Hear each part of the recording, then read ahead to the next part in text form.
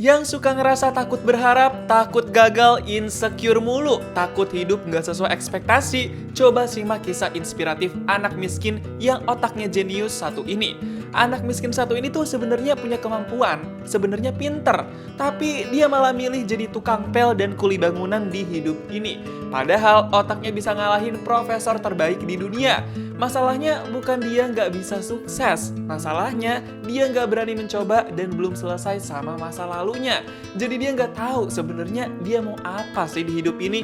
Inilah kisah tentang anak miskin jenius yang menolak masa depannya sendiri dalam film Good Will Hunting.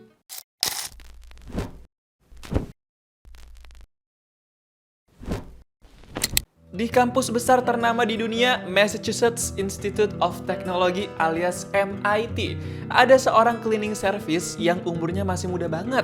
Tapi ya kerjaannya gitu, cuma tukang bersih-bersih. Dia namanya Will, diperanin sama Matt Damon. Tapi kita panggil aja Bro Will. Dia tuh sebenarnya punya otak pinter. Selama di sekolah dia pinter banget. Apalagi matematika sama fisika. Kayak sekarang nih, dia ngelihat ada soal dari seorang dosen di papan tulis umum. Dia tertarik buat ngejawab soal-soalnya. Otaknya bekerja. Nah, kalau ini bestinya Will. Namanya Chucky, diperanin sama Ben Affleck. Kita panggil aja Bro Chuck. Mereka berdua nih bestie total. Udah sering main dan nongkrong bareng dari kecil.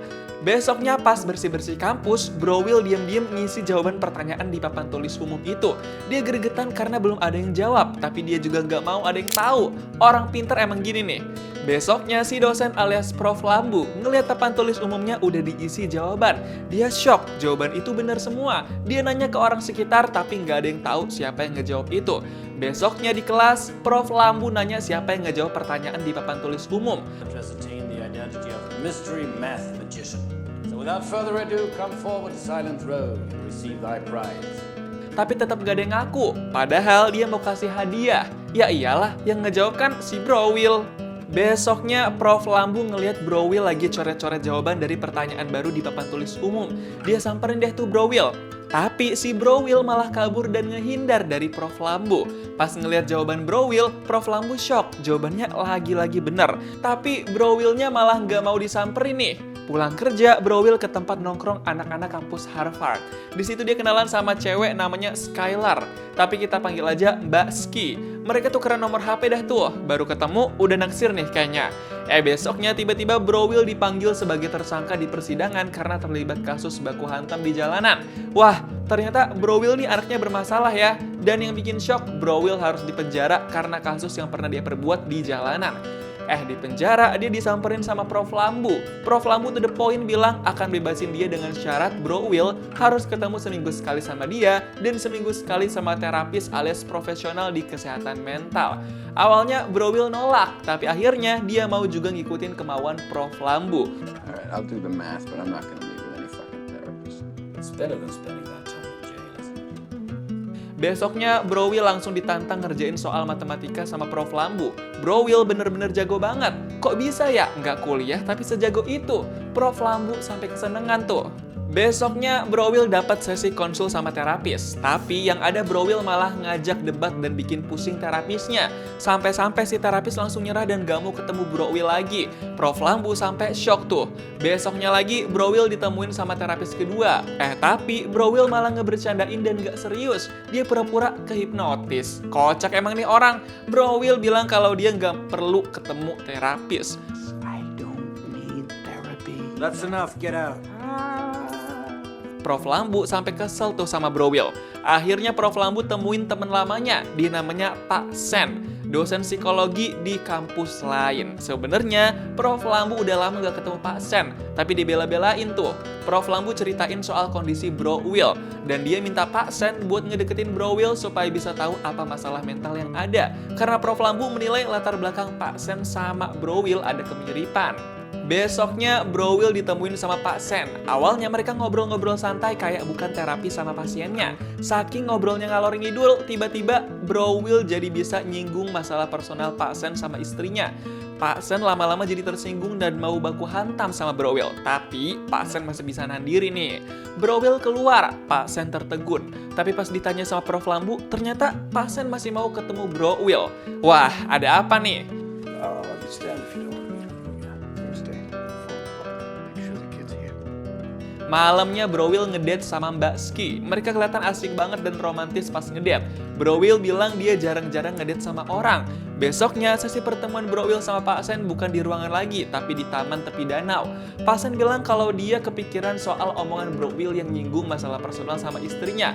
Pak Sen bilang istrinya udah meninggoy. Pak Sen ngomong panjang lebar dan dia bilang kalau dia nggak akan bisa mempelajari Bro Will kalau Bro Will-nya nggak mau cerita dan penuh ketakutan. Unless you want to talk about you, who you are, and I'm fascinated. Besoknya, sesi pertemuan Bro Will sama Pak Sen cuma diem-dieman doang selama sejam. Mereka nggak ada yang mau mulai obrolan duluan. Prof Lambu sampai bingung tuh kenapa Bro Will sama Pak Sen cuma diem-dieman doang. Tapi Pak Sen bilang kalau dia nggak akan mau ngalah. Dia akan nungguin Bro Will bicara duluan. Besoknya lagi, Bro Will ngeliat Pak Sen hampir ketiduran karena cuma diem-dieman doang. Tapi akhirnya Bro Will ngajak ngobrol, walaupun obrolannya cuma bercanda receh doang sih. Tapi meskipun begitu, akhirnya Bro Will sama Pak Sen jadi bisa ngakak bareng. Beberapa hari kemudian, Bro Will sama Mbak Ski ngedate lagi dan Bro Will cerita kalau dia punya 12 saudara kandung. Besoknya, Bro Will jadi ngomongin hubungan asmara sama Pak Sen. Dia pengen tahu cinta itu kayak gimana sih sebenarnya. Bukan cuma itu, Bro Will sama Pak Sen juga jadi semangat banget ngobrolnya. Mereka ngerasa seru pas ngobrolin pertandingan olahraga yang sama-sama mereka suka. Beberapa hari kemudian, Bro Will ngajak Mbak Ski ketemuan sama temen-temennya yang udah dianggap saudara kandung sama Bro Will. Mbak Ski kelihatan happy banget. Suatu hari, Prof Lambu ketemuan sama Pak Sen buat ngobrolin perkembangan Bro Will. Pak Sen bilang kalau Bro Will belum siap buat terjun ke dunia manapun karena belum dapat terapi yang cukup. Akhirnya Prof Lambu minta Pak Sen berusaha lebih keras supaya Bro Will bisa segera dibentuk karakter dan jati dirinya. Just hasn't got the direction, but we can give that to him. Suatu hari, Bro Will lagi nginep di kamarnya Mbak Ski. Mbak Ski kelihatan udah cinta banget sama Bro Will. Sampai-sampai Mbak Ski bilang kalau dia pengen ngebawa dan kenalin Bro Will ke orang tuanya di luar kota. Tapi Bro Will malah kayak langsung nolak gitu. Mereka sempat cekcok dah tuh karena saling tuduh satu sama lain alasan masing-masing. Pada intinya, Bro Will cuma takut dan insecure orang tua Mbak Ski nggak akan nerima diri dia yang masih berantakan dan bermasalah itu. Karena Bro Will sendiri pun belum bisa menerima diri dia sepenuhnya. I want to hear it because I want to help you because I want to be with you. Fuck! What do I got? A fucking sign on my back that says save me? Tapi akhirnya, Bro Will tiba-tiba bilang kalau dia nggak cinta sama Mbak Ski dan milih buat pergi. Besoknya, Bro Will ngerasa jerak sama suruhan-suruhan Prof Lambu. Dia muak sama pekerjaan soal matematika. Sampai-sampai Bro Will ngomel dan marah sama Prof Lambu dan bikin Prof Lambu kecewa. Suatu hari, Bro Will dapat wawancara kerja di NSA, organisasi keamanan di pemerintahan Amerika. Bro Will kayak niat gak niat wawancara, tapi dia mempertimbangkan hal itu. Besoknya, Bro Will curhat sama Pak Sen kalau dia nggak mau pekerjaan di organisasi keamanan itu. Dia cuma mau jadi tukang bengkel dan tukang bersih-bersih aja. Dia juga ngerasa ada kehormatan di situ. Tapi Pak Sen nggak terima. Pak Sen ngerasa Bro Will layak dapat pekerjaan yang lebih pantas. Sampai akhirnya Pak Sen nyuruh Bro Will keluar ruangan karena Bro Will keras kepala banget.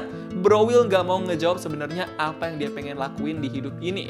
Beberapa hari kemudian, Prof Lambu cekcok sama Pak Sen karena Prof Lambu baru tahu Bro Will suka bolong-bolong hadir di pertemuan sama Pak Sen. Prof Lambu jadi ngerasa Pak Sen kurang serius dan kurang berusaha keras. Sampai akhirnya Pak Sen bilang kalau dia ngerasa Bro Will tuh punya trauma takut ditinggalin sama orang kalau dia punya kedekatan lebih atau mendalam. Jadinya Bro Will lebih sering milih buat mengabaikan dan meninggalkan duluan. He pushes people away before they have a chance to leave him. It's a defense mechanism, all right? For 20 years he's been alone because of that.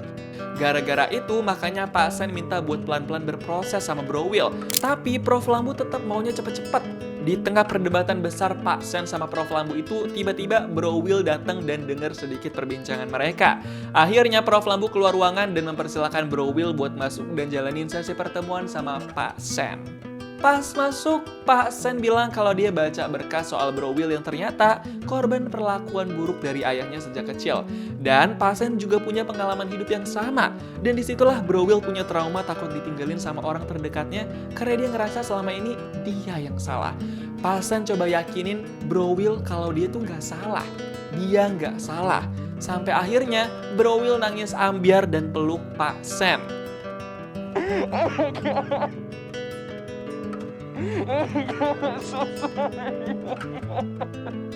Abis dari situ, Bro Will langsung merenung. Dia jadi lebih dalam mikirin soal hidup dan dirinya sendiri dan apa yang dia pengen.